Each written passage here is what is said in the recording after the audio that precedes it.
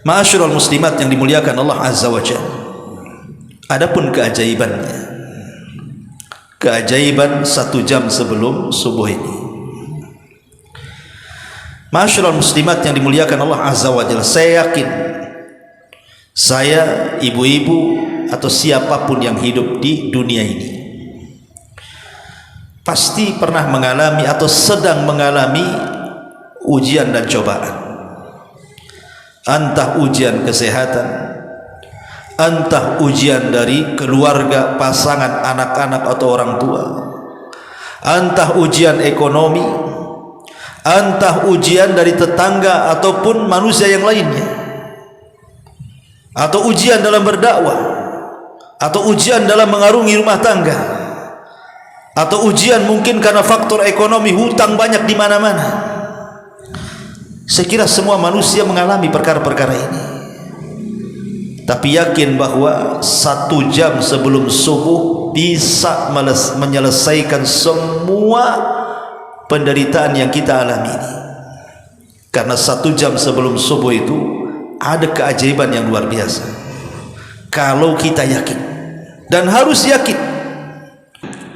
Wa ala alihi wa sahbihi wa mawalah wa la hawla wa la quwata illa billahi wa ba'du. Alhamdulillah, segala puja dan puji hanya milik Allah subhanahu wa ta'ala. Salawat dan juga salam tahdiahkan kepada Rasul kita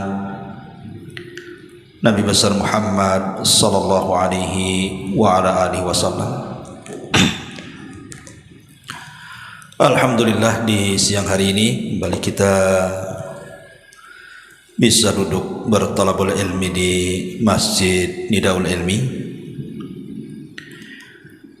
dan pembahasan di siang hari ini kita akan membahas tentang keajaiban 1 jam sebelum waktu subuh. Ma'asyiral muslimat yang dimuliakan Allah subhanahu wa ta'ala, kita tahu Allah subhanahu wa ta'ala telah memilihkan kepada kita waktu-waktu yang sangat istimewa. Salah satu waktu yang sangat istimewa bagi seorang mukmin adalah waktu sahar, atau kita katakan waktu sebelum sholat fajar. Kenapa kemudian waktu ini sangat istimewa? Pertama, di waktu ini Allah subhanahu wa ta'ala menyelamatkan Nabi Allah Lut alaihi salatu wassalam. Sebagaimana Allah subhanahu wa ta'ala mengatakan, illa ala lutin najjaynahum bisahar, kecuali Lut dan juga putri-putrinya kami selamatkan mereka di waktu sahar. Sahar itu artinya waktu sebelum datang waktu fajar. Kemudian yang kedua, waktu ini adalah waktu di mana Allah subhanahu wa ta'ala turun dari langit menuju langit dunia. Jadi Allah subhanahu wa ta'ala turun ke langit dunia, kemudian Allah subhanahu wa ta'ala menebarkan keberkahannya. Sebagaimana hadis yang sangat ma'ruf, di mana Nabi sallallahu alaihi wasallam mengatakan, yanzilu rabbuna ila sama'id dunya fi kulli thuluthil lailil akhir wa dzalika kulla lailatin. Allah subhanahu wa ta'ala turun ke langit dunia, dan itu di 1/3 malam akhir.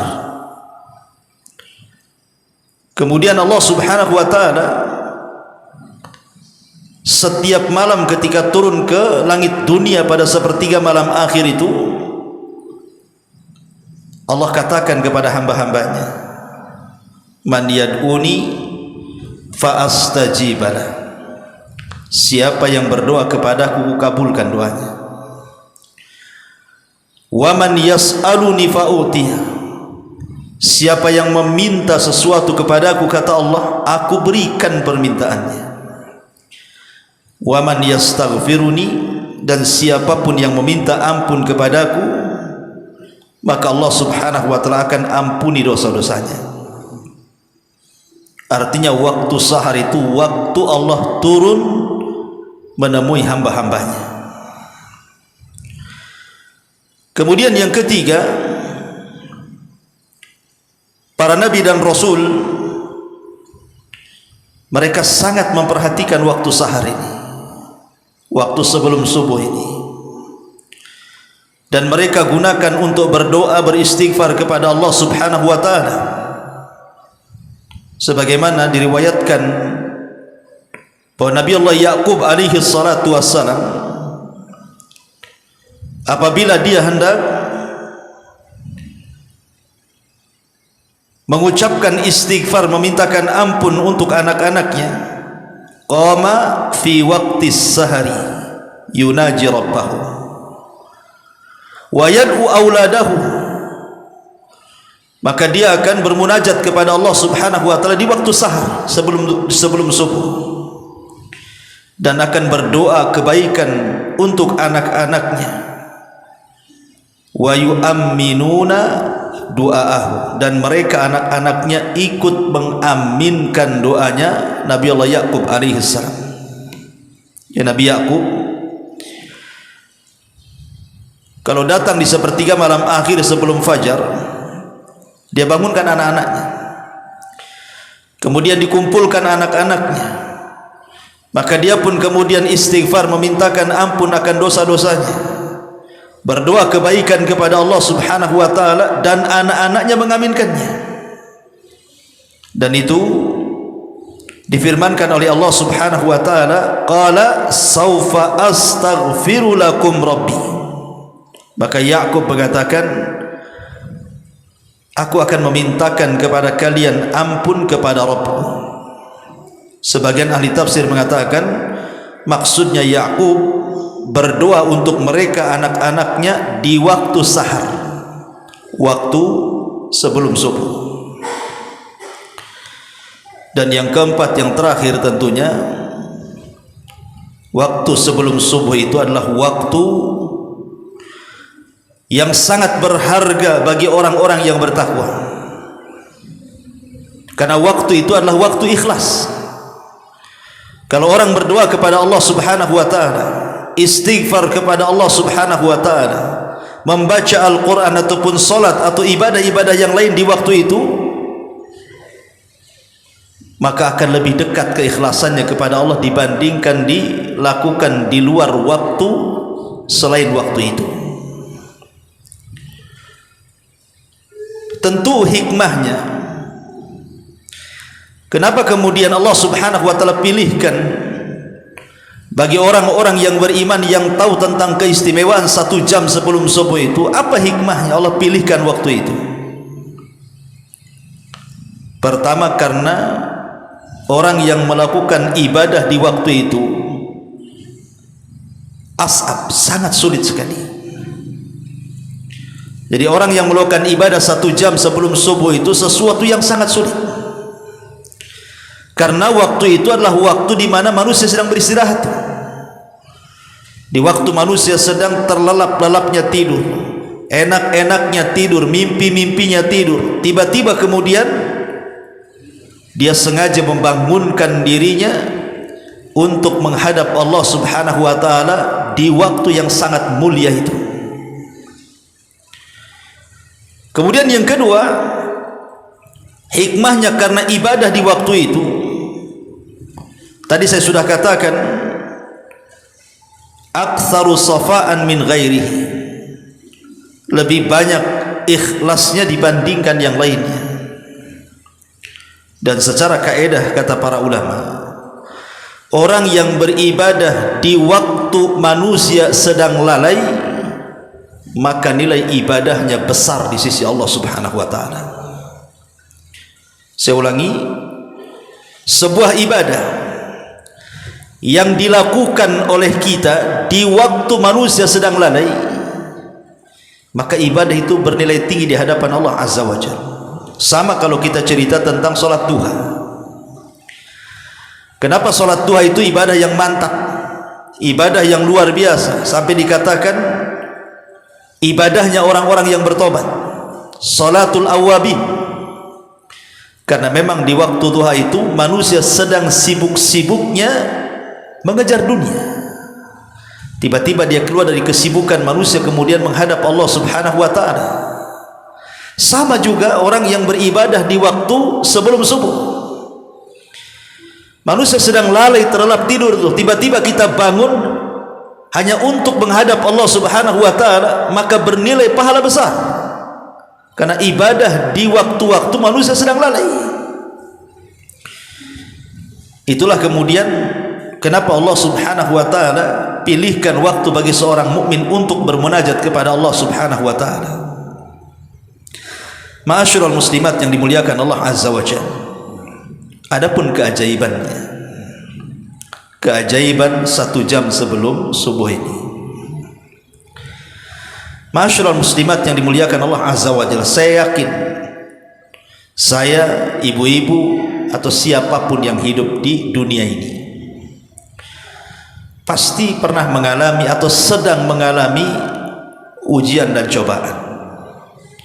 Entah ujian kesehatan, entah ujian dari keluarga, pasangan, anak-anak atau orang tua, entah ujian ekonomi, entah ujian dari tetangga ataupun manusia yang lainnya, atau ujian dalam berdakwah, atau ujian dalam mengarungi rumah tangga, atau ujian mungkin karena faktor ekonomi, hutang banyak di mana-mana. Saya kira semua manusia mengalami perkara-perkara ini. Tapi yakin bahwa 1 jam sebelum subuh bisa menyelesaikan semua penderitaan yang kita alami ini. Karena 1 jam sebelum subuh itu ada keajaiban yang luar biasa. Kalau kita yakin, dan harus yakin. Ma'asyiral muslimat yang dimuliakan Allah Azza wa Jalla, oleh karena itulah maka siapapun yang merutinkan ibadah-ibadah yang akan saya sebutkan ini, kalau ibu merutinkan ibadah-ibadah yang saya akan sebut 1 jam saja sebelum subuh ini, maka kesulitan apapun yang kita hadapi di dunia ini, insya Allah, yakin kita, Allah akan mengurai sedikit demi sedikit, dan akhirnya Allah akan ganti kesulitan itu dengan kemudahan, penderitaan dengan kebahagiaan, kesulitan dengan kemudahan. Ma'asyiral muslimat yang dimuliakan Allah Subhanahu wa ta'ala, kenapa demikian? Kok bisa 1 jam sebelum subuh itu bisa menguraikan setiap permasalahan kita? Apa rahasianya? Bu, Allah Subhanahu wa ta'ala itu maha tahu. Dia tahu kesulitan kita, kesulitan saya, kesulitan ibu, kesulitan siapapun yang hidup di dunia itu. Allah maha tahu. Tidak ada yang tersembunyi bagi Allah Subhanahu wa ta'ala. Oleh karena itulah maka Allah Subhanahu wa ta'ala berikan waktu itu untuk bermunajat, di mana Allah Subhanahu wa ta'ala akan datang pada 1/3 malam akhir, turun ke langit dunia, kemudian menawarkan kekuasaannya, keperkasaannya, kekayaannya, ampunannya dan rahmatnya kepada kita semuanya. Makanya Allah Subhanahu wa ta'ala berfirman kepada hamba-hambanya, man yad'uni fa astajibala. Siapa yang berdoa kepadaku, siapa yang berdoa kepadaku pasti kukabulkan. Kalau seandainya kita ini bermasalah, boleh jadi mungkin punya hutang banyak, Allah tahu. Bukan Allah tidak tahu kita tak punya hutang atau kita punya hutang. Allah tahu. Minta di jam-jam segitu kepada Allah Subhanahu wa ta'ala untuk dicarikan solusinya, supaya hutang-hutangnya cepat dilunasi. Minta kepada Allah Azza wa Jalla. Allah itu zat maha kaya. Kalau kita minta kepada manusia belum tentu dikasih. Tetapi kalau minta zat kepada zat yang maha kaya, dipastikan dikasih. Tapi ibu sabar saja dan terus berusaha. Kalau seandainya di antara kita itu ada yang sakit, Allah tahu kita sedang sakit. Tidak mungkin Allah tidak tahu kita sedang sakit. Angkat tangan tinggi-tinggi pada jam-jam segitu itu. Minta kepada Allah Subhanahu wa taala agar penyakit kita itu diobati. Minta kepada Allah, ya Allah sembuhkan penyakitku ya Allah. Minta kepada Allah Azza wa Jalla. Itu waktu yang sangat berkah di sepertiga malam akhir. Atau boleh juga mungkin ibu-ibu punya anak-anak yang susah dididik, nakal, melawan, durhaka dan begitu seterusnya. Ibu ingin melembutkan hati anak kita, maka ibu tinggal angkat saja tangan ke langit pada sepertiga malam akhir, minta kepada Allah agar Allah melembutkan anak kita. Allah tahu anak kita itu nakal, Allah tahu anak kita ini durhaka, Allah tahu anak kita ini mungkin susah untuk diperintah. Tidak mungkin Allah tidak tahu, Allah tahu. Lah Allah yang maha tahu itu, Allah menyediakan waktu berdoa kepada Allah, ya Allah mudah-mudahan anak saya ini sadar, dapat hidayah, bisa menjadi anak yang soleh dan berbakti kepada orang tuanya. Minta pada waktu itu. Atau boleh jadi mungkin di antara ibu-ibu mungkin ada yang diuji oleh Allah Subhanahu wa taala dengan ucapan manusia. Mungkin ibu tidak tenang, sakit hati, ataupun ibu kemudian merasa dibuli, difitnah, digibah, dibicarakan sampai sakitnya luar biasa. Allah tahu ibu sedang disakiti, dan Allah tahu siapa yang menyakiti ibu.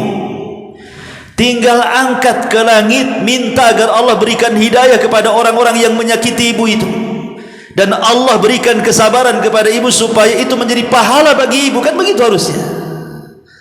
Coba bayangkan, kesulitan apapun yang kita hadapi di dunia ini, itu bisa diselesaikan dengan 1 jam sebelum subuh. Minta kepada Allah Azza wa Jalla, berdoa kepada Allah Azza wa Jalla, ketuk pintu langit. Coba kalau setiap malam seperti itu, setiap ada masalah kita menghadap Allah, setiap ada kesulitan kita menghadap Allah, setiap ada kesusahan kita menghadap Allah, setiap ada musibah kita menghadap Allah, tidak mungkin Allah Subhanahu wa taala tidak memberikan solusinya. Mustahil. Maka waktu-waktu yang sangat indah ini jangan pernah terlewatkan. Lalu ibadah apa saja? Ada 4 ibadah yang sangat sederhana. Kalau ibu bisa lakukan 4 ibadah ini secara rutin setiap malam, berbahagialah. Yang pertama, ibu bangun, kemudian berzikir, membaca doa bangun tidur, alhamdulillahilladzi ahyana ba'dama amatana wa ilaihin nusyur. Kemudian ibu ke kamar mandi, ambil wudu, kemudian sholat. Ini ibadah yang sangat mulia. Kalau ibu bangun, berdoa selepas bangun, kemudian pergi menuju kamar mandi, kemudian berwudu, kemudian keluar dari kamar mandi, kemudian beribadah kepada Allah Azza wa Jalla, lakukan sholat malam. Bisa 2 rakaat, bisa 4 rakaat, bisa 8 rakaat, atau seperti yang dilakukan Nabi SAW 11 rakaat. Lakukan, karena keajaiban sholat malam ini luar biasa. Keajaiban sholat malam ini luar biasa, di mana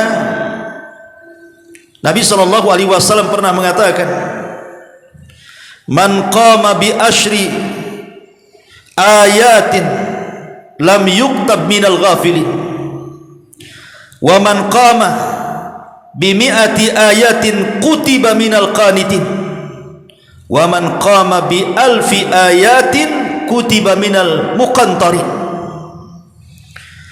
Siapa yang tegak salat malam, siapa yang tegak salat malam ini, walaupun ibu hanya membaca 10 ayat dalam Quran, maka ibu tercatat dari orang-orang yang bukan termasuk orang-orang lalai. Kalau ibu mau tambah Qurannya dari 10 ayat umpamanya menjadi 100 ayat, maka ditingkatkan derajat ibu, maka ibu menjadi al-qanitin, orang-orang yang betul-betul taat kepada Allah.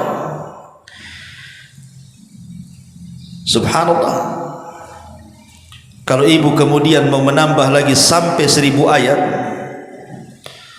maka Allah akan catat minal muqantarin. Ibu memiliki perbekalan yang cukup untuk kematian. Subhanallah ya. Walaupun hanya 10 ayat ibu baca dalam solat malam, itu sudah dianggap apa? Terlepas dari orang-orang lalai. Berarti ibu termasuk orang-orang yang taat kepada Allah Azza wa Jalla. Bahkan Nabi SAW mengatakan, ma min ri'in takunu lahu salatun bil laili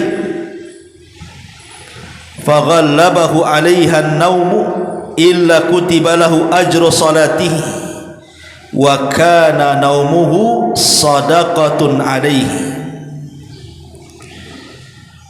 Barang siapa yang ada niat ingin sholat malam, sama ibu ingin sholat malam sepertiga malam akhir, ingin bangun sebelum subuh itu ingin sholat malam, Allah takdirkan bu, mata ibu itu mungkin sudah 5 watt ataupun 1000 watt lah ya. Jadi ngantuk-ngantuk, keleyeng-keleyeng, tidur pula lah ibu, bablas, subuh pula bangun. Tapi ibu sudah ada niat ingin sholat malam kan bu, tetap kata Nabi SAW dicatat bagi ibu itu, tidur ibu itu sebagai sedekah. Tidurnya ibu lah sebagai sedekah, karena sudah ada niat ingin sholat malam tuh.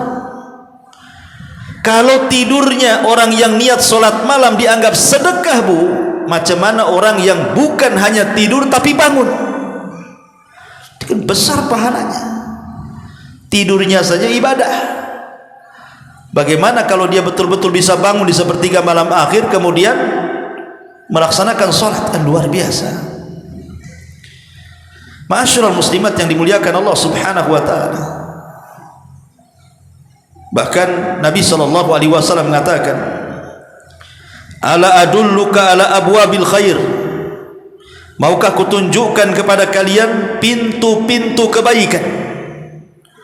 Kemudian Nabi SAW mengatakan, as-sawmu junnatun was-sadaqatu tudfi'ul khati'ata kama yudfi'ul ma'un nara wa salatur rajuli min jawfil laili. Kata Rasul, maukah kutunjukkan kepada kalian pintu-pintu kebaikan? Puasa adalah tameng.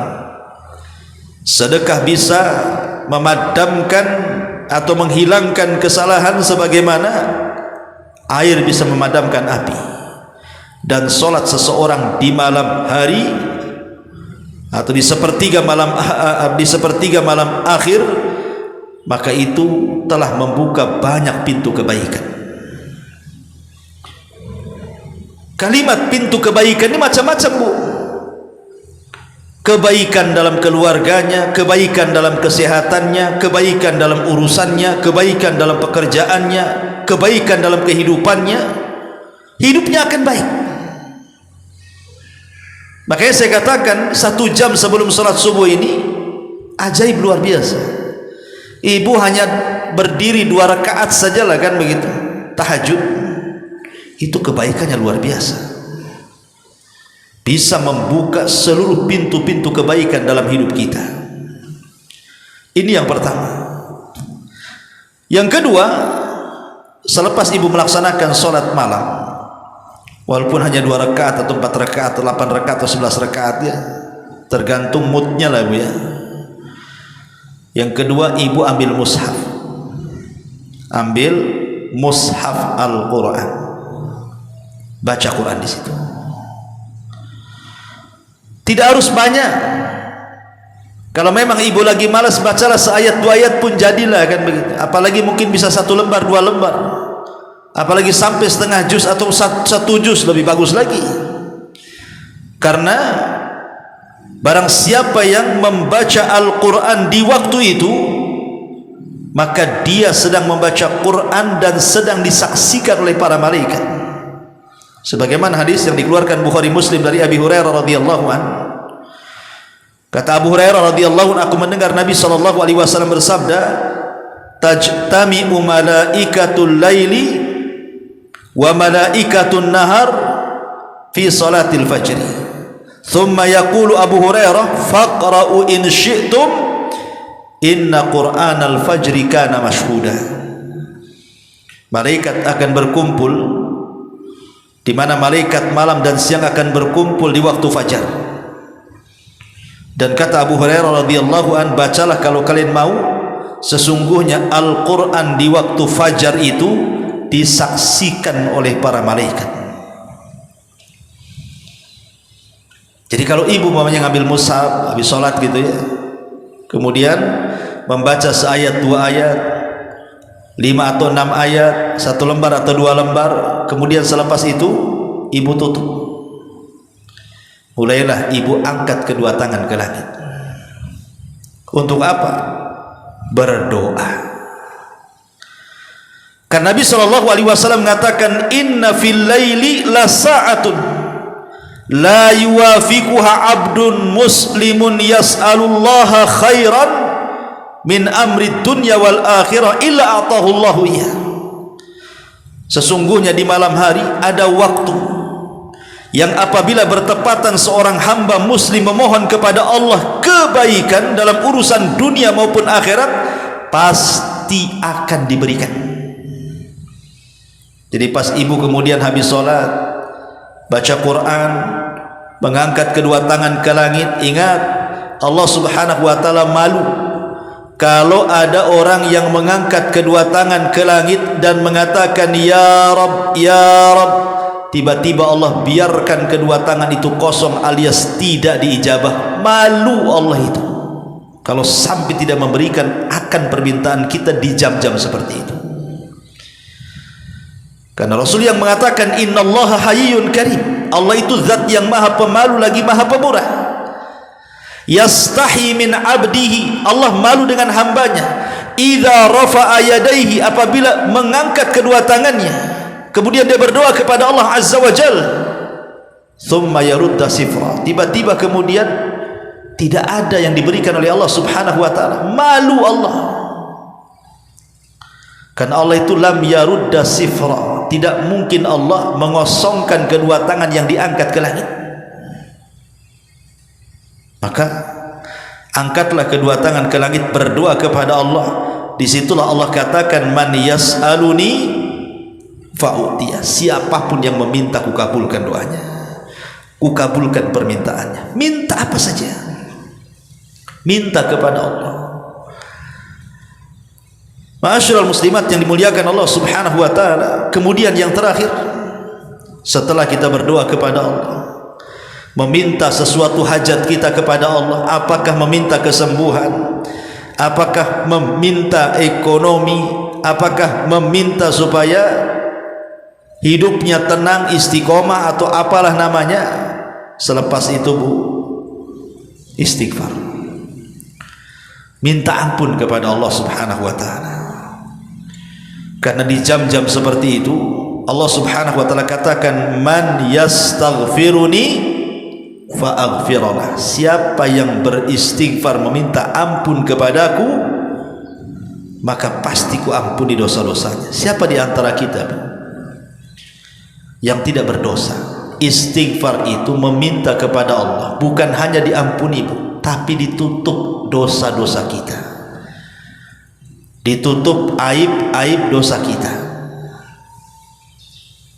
Karena kita ini kan tidak terlepas dari dosa, tetapi Allah itu Rahim. Dosa kita terkadang ditutup, orang tidak tahu kita melakukan dosa.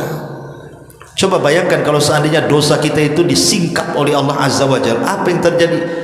Mau ditaruh di mana muka kita ini? Malu dengan orang.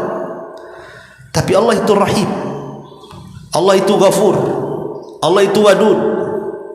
Allah Subhanahu wa ta'ala tetap memberikan kesempatan ampunannya dan tetap menutup dosa-dosa kita. Dan faedah istighfar itu luar biasa. Sampai Nabi SAW dalam sehari itu minimal 70 sampai 100 kali istighfar. Padahal dia Nabi, tidak mungkin dia punya dosa, tapi dia ingin mengajarkan pentingnya istighfar itu. Karena Nabi SAW yang mengatakan dalam hadis nabinya, man lazimal istighfar ja'alallahu lahu min kulli dhikin makhraja wa min kulli hamin faraja wa razaqahu min haitsu la yahtasib. Siapa yang melazimkan istighfar, maka Allah Subhanahu wa ta'ala akan mengeluarkan dari setiap kesempitan jalan keluar, dari setiap kesedihan kebahagiaan, dan Allah akan berikan rizki dari arah yang tidak disangka-sangka. Lihat, ketika Allah Subhanahu wa ta'ala berfirman pada sepertiga malam akhir setiap malam dan mengatakan man yastaghfiruni fa'aghfirlah, siapa yang meminta ampun kepadaku, ku ampuni dosa-dosanya. Hakikatnya 1 jam sebelum subuh itu adalah rahasia rizki manusia ada di situ tuh. Rahasia rizki manusia ada di situ. Karena Allah memberikan peluang siapapun yang meminta ampun akan diampuni dosanya. Dan orang yang beristighfar itu kalau dia melazimkan setiap malam dia melakukannya, maka kesulitan ibu akan diurai, kesedihan ibu akan diganti dengan kebahagiaan. Bahkan Allah akan cukupkan rizki kita dari arah yang tidak disangka-sangka. Luar biasa ya. Hanya melakukan 4 ibadah ini saja, salat, baca Quran, berdoa, istighfar. Tapi lihat rahasianya, ajaib, luar biasa. Kesulitan sebanyak apapun yang kita hadapi bisa diselesaikan dengan 1 jam sebelum subuh. Tapi ibu harus yakin, harus percaya. Ibu bangun di jam-jam seperti itu betul-betul bangunnya karena Allah, bukan karena yang lainnya. Betul-betul karena Allah, karena mencari keridhaan Allah, karena mencari pahala Allah, mencari surga Allah Subhanahu wa ta'ala. Kemudian ibu melakukan ibadah di jam-jam seperti itu dengan khusyuknya, dengan khudu'nya, dengan merendahkan dirinya kita kepada Allah, bagaikan kita seorang budak kepada tuannya, dengan mengikhlaskan niat kita hanya kepada Allah Azza wa Jalla. Insya Allah apapun permintaan kita Allah akan kabulkan. Jadi inilah keajaiban 1 jam sebelum subuh. Belum lagi kalau seandainya yang bapak-bapak selesai dia melaksanakan tahajud, kemudian membaca Al-Quran, kemudian dia berdoa, kemudian dia istighfar, dia melangkahkan pula kakinya ke masjid. Maka ketika kakinya dilangkahkan ke masjid, maka Allah Subhanahu wa ta'ala akan memberikan cahaya kepadanya.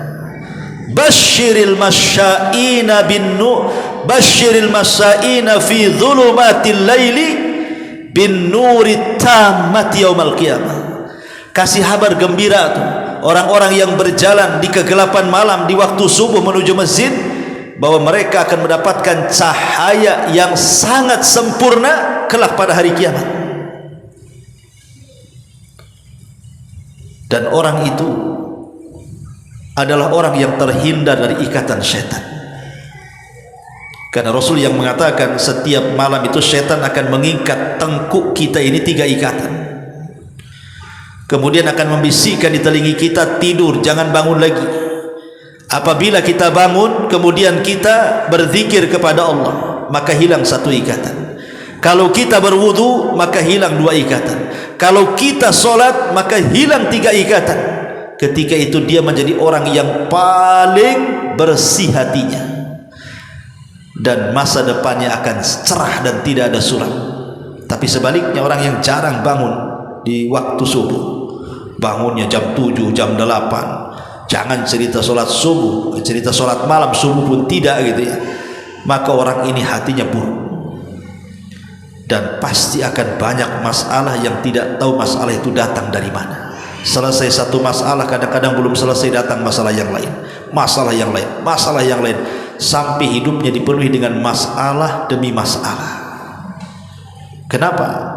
Karena dia tidak pernah menghubungkan hidupnya dengan Allah Subhanahu wa ta'ala. Dia bangun sementara dia terbangun di atas laknat Allah Azza wa Jalla.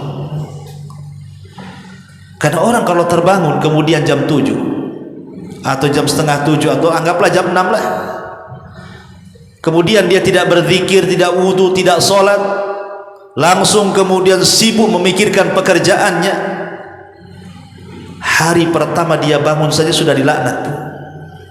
Kenapa? Karena dia meninggalkan kewajiban Allah Azza wa Jalla.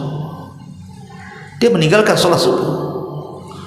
Tapi kalau ibu kemudian bangun, berzikir, kemudian berwudu, kemudian tahajud, kemudian berdoa, kemudian istighfar, kemudian sholat subuh, kemudian selepas sholat subuh ibu tidak tidur sampai terbit matahari, apalagi sampai kemudian berzikir dan baca Quran sampai waktu syuruk, kemudian sholat syuruk, selain pahalanya sama dengan haji dan umrah secara sempurna, maka hati ibu pun akan dibersihkan oleh Allah dan mampu menyelesaikan banyak masalah. Tapi kalau sebaliknya, hatinya akan buruk dan akan banyak masalah yang menimpa dia. Masyaallah muslimat yang dimuliakan Allah Azza wa Jalla, inilah diantara keajaiban yang disebutkan para ulama 1 jam sebelum subuh. Taib, sampai di sini kita buka tanya jawab. Silakan kalau ada yang mau bertanya. Iya.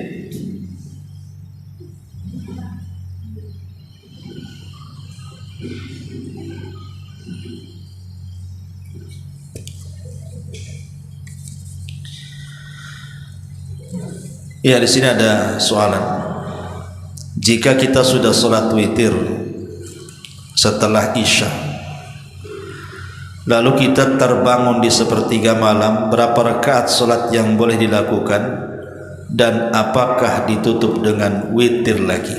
Iya, Nabi SAW mengatakan la witrani fil laili, tidak ada sholat witir 2 kali dalam satu malam. Witir itu cuma 1 kali ya Bu ya, witir itu cuma 1 kali. Berarti kalau ibu sudah witir selepas isya, kemudian Allah takdirkan di sepertiga malam ibu bangun, maka ibu cukup tahajud saja. Bisa 2 rakaat, bisa 4 rakaat, bisa 8 rakaat. Bahkan sebagian para ulama mengatakan sebanyak-banyaknya, asal 2 rakaat salam, 2 rakaat salam, sebanyak-banyaknya Bu. Syaratnya 2 rakaat salam, 2 rakaat salam. Wallahu a'lam. Jadi tidak perlu diulang lagi witirnya Bu ya, karena sudah witir masalahnya. Afwan Ustaz, bagaimana caranya menghilangkan sifat dan kebiasaan berbohong, dan apa akibatnya untuk diri kita jika kebiasaan tersebut tidak hilang dari diri kita, padahal ibadah dan amal baik senantiasa dilaksanakan rutin termasuk sholat malam? Ya, alhamdulillah. Nabi SAW mengatakan iyyakum wal kadhiba fa innal kadhiba yahdi ilal fujur wal fujur yahdi ilan nar. Wa ma yazalu ar-rajulu yakdzib wa yataharra fil kadhib hatta yuktaba indallahi kadzdzaba. Kata Nabi SAW, hati-hati kalian, jangan berdusta, karena dusta itu mengarahkan kepada al-fujur, keburukan, dan keburukan itu akan mengarah ke neraka. Dan ketika manusia terus-menerus berdusta, maka Allah Subhanahu wa taala akan menstempel dia bahwa dia adalah kadzab, pendusta. Ma'asyiral muslimat yang dimuliakan Allah Azza wa Jalla, meninggalkan kebiasaan berdusta ini, pertama, berdoa kepada Allah agar kebiasaan buruk ini dihindarkan. Karena bagaimanapun yang membolak-balikan hati kita Allah. Minta kepada Allah agar hati kita ini dijernihkan. Sebab kalau hati jernih, lisannya ikut jernih. Kalau hatinya tidak jernih, lisannya pun tidak akan jernih. Karena kejernihan lisan dan perbuatan itu ditentukan dengan hati. Minta kepada Allah agar hati kita dijernihkan. Kemudian yang kedua, jangan biasakan berdusta. Lihat akibat-akibat orang-orang yang berdusta pada hari kiamat. Nabi SAW pernah dihantar oleh malaikat dan diperlihatkan azab kubur. Kemudian ada satu orang yang kemudian diterlentangkan, kemudian dirobek dengan pisau dari mulutnya sampai ke tengkuknya sebelah kanan. Kemudian setelah itu dirobek lagi dari mulut ke tengkuknya sebelah kiri. Ketika sebelah kiri kemudian dirobek, sebelah kanan sudah balik lagi. Ketika pindah ke sebelah kanan, sebelah kiri sudah balik lagi. Dan begitu seterusnya sampai dia merasakan azab. Kemudian Rasul mengatakan, "Ma hadza?" Dosa apa orang ini kok kayak gini kali siksanya gitu ya. Maka Rasul Jibril mengatakan itu dosa orang yang biasa berdusta hatta balagal ufuk, sampai melambung ke ufuk. Orang yang suka berdusta, maka sebagaimana berdusta itu sudah menjadi sebuah kebiasaan, maka biasakan untuk tidak berdusta. Dibalik kebiasaannya. Yang tadinya biasa berdusta akan coba balik. Kemudian juga jangan berkawan dengan orang-orang pendusta. Berkawan dengan orang-orang yang jujur. Makanya Allah mengatakan kunu ma'as-sadiqin. Berkawanlah kalian dengan orang-orang jujur supaya jadi jujur. Kalau berkawan dengan para pendusta jadi pendusta. Kemudian lihat akibat dosa lisan, afatul lisan. Bahwa satu dosa lisan itu bisa menjungkir balikan manusia ke neraka jahanam. Nabi mengatakan, innal abda la yatakallamu bil kalimati la yulqi laha balan yahwi sahibuha fi nari jahannam ab'ad ma bainal masyriqi wal maghrib. Terkadang satu hamba terpleset ngomongnya, akhirnya mengucapkan satu kalimat yang membuat Allah murka tanpa sadar diucapkan, tapi sudah memasukkan ia ke dalam jahanam, naudzubillah, sejauh atau lebih jauh dibandingkan jarak barat dan timur. Maka mintalah kepada Allah taufik agar lisan kita ini senantiasa menjadi lisan orang-orang yang jujur. Kemudian juga apakah salat tahajud dan salat istikharah bisa dilakukan pada waktu yang sama seperti puasa sunnah, niatnya untuk 2 puasa sunnah? Iya. Salat istikharah ini dilakukan apabila kita hendak memilih sesuatu perkara yang tidak bisa kita pilih, terpaksalah istikharah.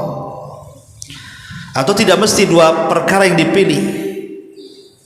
Mungkin kita hendak melakukan sesuatu, maka kita istikharah. Pemain ibu mau pergi dalam rangka bisnis, dalam rangka apa gitu kan, istikharah dulu. Atau mau menikah, yang belum menikah kan gitu ya, maka istikharah dulu. Jadi waktu istikharah itu tidak ditentukan waktunya, kapanpun bisa. Umpamanya kita mau berangkat siang tapi ragu-ragu, sholat istikharah. Jadi intinya bahwa sholat istikharah itu berbeda dengan sholat malam. Karena sholat istikharah sebabnya karena ada sebuah hal yang harus dipilih oleh dia. Sementara sholat malam ini kan murni ibadah, dia ingin bermunajat dengan Allah Subhanahu wa taala tengah malam dan ingin mengambil keutamaan waktu. Dan saya akhiri ceramah saya ini dengan satu kisah. Pernah saya kisahkan juga di sini. Tentang kisahnya siapa? Zubaidah. Zubaidah ini istri daripada siapa? Harun Ar-Rasyid. Ketika Zubaidah dan Harun Ar-Rasyid ini sedang melaksanakan haji, dia melihat banyak jemaah haji itu yang kehausan. Sebagian mereka mati karena kehausan, lelah, letih. Kalau ada air, walaupun tak ada makanan, itu masih bertahan hidup, Bu. Tapi kalau ada makanan tak ada air, sama aja bunuh diri, Bu. Jadi banyak orang yang mati di zaman itu, orang yang haji. Akhirnya Zubaidah terpikir ingin menginfakkan semua hartanya membangun mata-mata air. Ma'ruf sekarang di Saudi itu disebut dengan Ainu Zubaidah, mata airnya Zubaidah. Sehingga banyaklah setelah kemudian dibangun dengan dana pribadi dia, entah berapa triliun lah kalau zaman sekarang ini.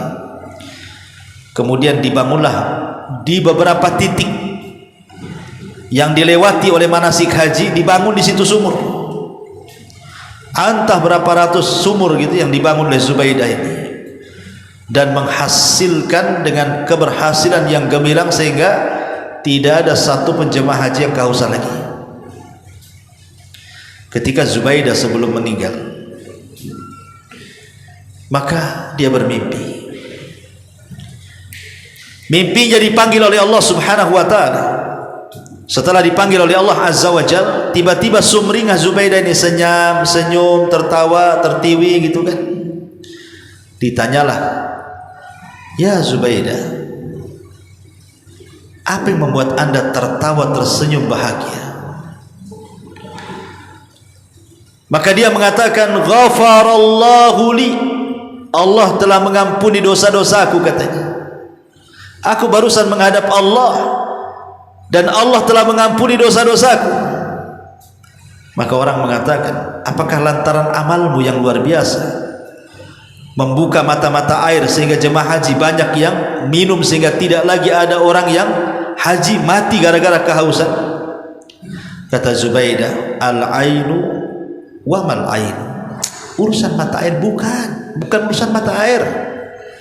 Bukan karena saya buat sumur sana sini untuk jemaah haji, bukan itu, karena bukan itulah Allah mengampuni dosaku. Lalu karena apa?